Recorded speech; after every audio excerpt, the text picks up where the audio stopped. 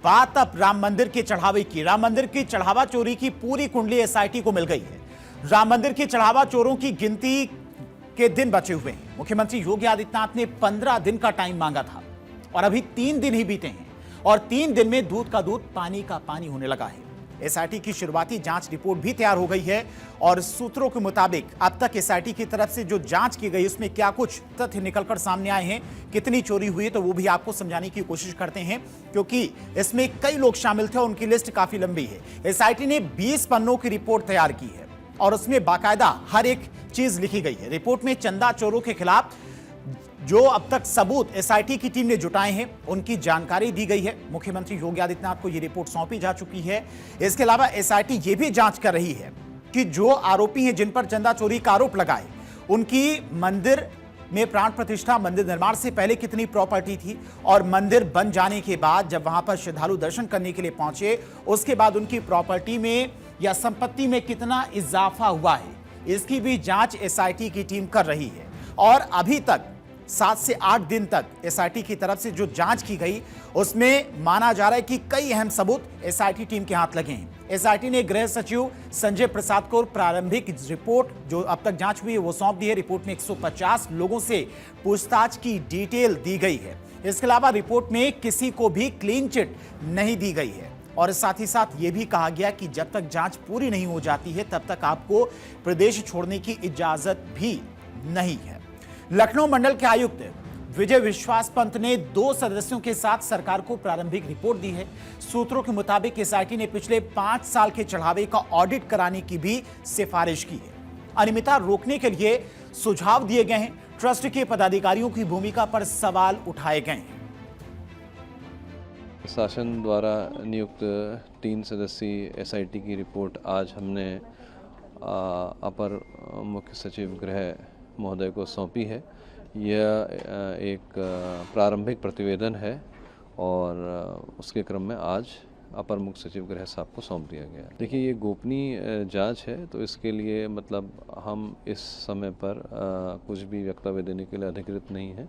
जो हमारी फाइंडिंग्स थी वो हमने उपलब्ध करा दी है। और सबसे पहले आपको एसआईटी की शुरुआती जांच रिपोर्ट के बारे में बताते हैं। सूत्रों के मुताबिक अयोध्या में कई दिनों तक चली जांच के दौरान कई चौंकाने वाले तथ्य सामने आए हैं। रिपोर्ट में चढ़ावा व्यवस्था, कर्मचारियों की नियुक्तियों और निगरानी तंत्र को लेकर गंभीर सवाल उठाए गए हैं जिनकी जांच अब आगे बढ़ाई जा रही है। अब तक जांच में क्या कुछ निकलकर सामने आए तो वो भी आपको बताते हैं। जांच रिपोर्ट में ट्रस्ट के पुनर्गठन की सिफारिश की गई है। इसके अलावा जांच में बड़े पैमाने पर गड़बड़ियां मिलने के दावे भी किए गए हैं। चढ़ावा चोरी के आरोपियों पर एफआईआर की संस्तुति की गई है। इसके अलावा कमीशन खोरी के संकेत भी मिले हैं। इसके अलावा नियुक्तियों और गणना प्रक्रिया में हेरफेर की आशंका है। ये सूत्रों के हवाले से खबर है जो एसआईटी की तरफ से रिपोर्ट तैयार की गई है उसमें कहा गया है। रिपोर्ट में कई गवाहों के बयान भी शामिल हैं। अब ट्रस्ट के कुछ पदाधिकारियों पर गंभीर आरोप लगे हैं, उनसे सवाल भी पूछे गए हैं। कुछ पर हेरफेर और कुछ पर लापरवाही के आरोप लगे जिसकी वजह से मंदिर में जो चढ़ावा आया था उसमें चोरी हुई थी। चंपत राय, गोपाल राव और अनिल मिश्रा पर आरोप लगाए एसआईटी की तरफ से। इसके अलावा पदाधिकारियों के रिश्तेदारों की भूमिका भी जांच के दायरे में है। माना जा रहा है कि मंदिर से चढ़ावा या चंदा चोरी करके अपने रिश्तेदारों के नाम पर प्रॉपर्टी खरीदी गई। चढ़ावा चोरी मामले में 2 दर्जन लोग चिन्हित किए गए हैं। महाकुंभ और माघ मेले में सबसे ज्यादा चोरी का दावा किया जा रहा है।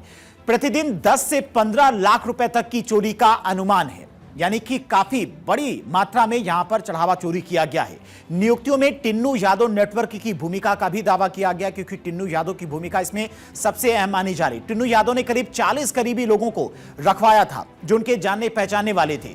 चढ़ावे की गिनती के दौरान रकम में हेरफेर का आरोप लगा, यानी कि उसी दौरान पैसा और जो गहने जेवरात थे उनकी चोरी की गई है। निगरानी और चेकिंग की कमी बड़ी वजह बनी कि वहां से चंदा चोरी हुआ। 12 से 16 हजार रुपए वेतन पाने वाले कर्मचारी जांच के घेरे में हैं और माना जा रहा है कि चोरी में इन्हीं की भूमिका सबसे ज्यादा संदिग्ध है।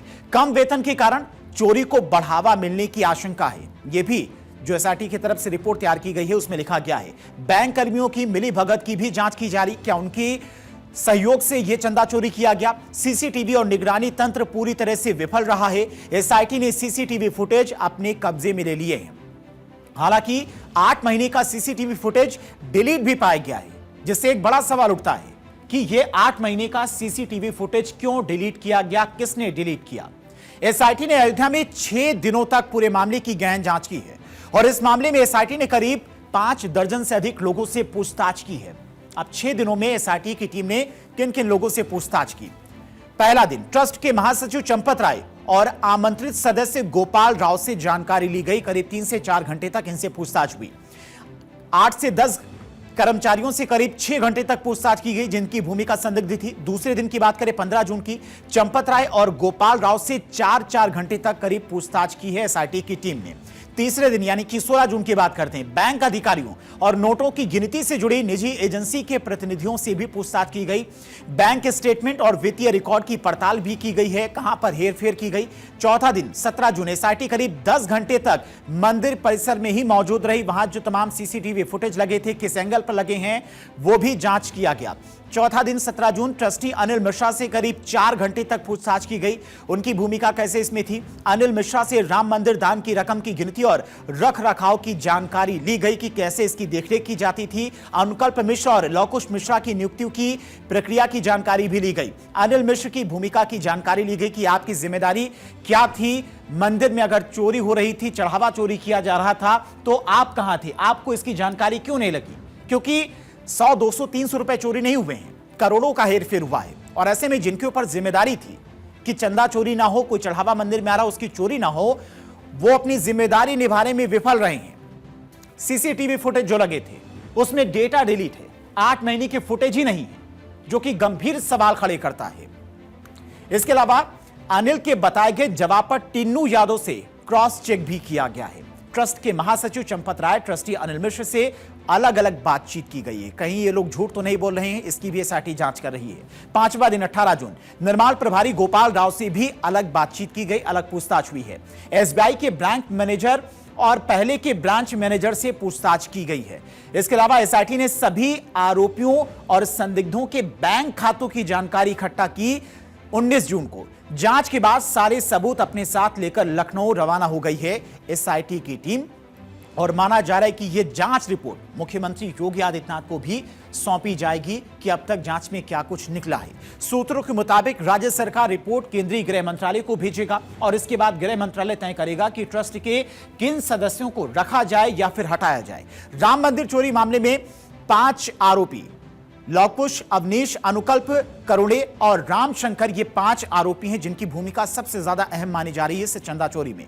यानी कि रिपोर्ट मुख्यमंत्री के पास जैसे ही पहुंचेगी वैसे ही कोई बड़ा एक्शन आपको देखने को मिल सकता है इस चंदा चोरी और चढ़ावा चोरी के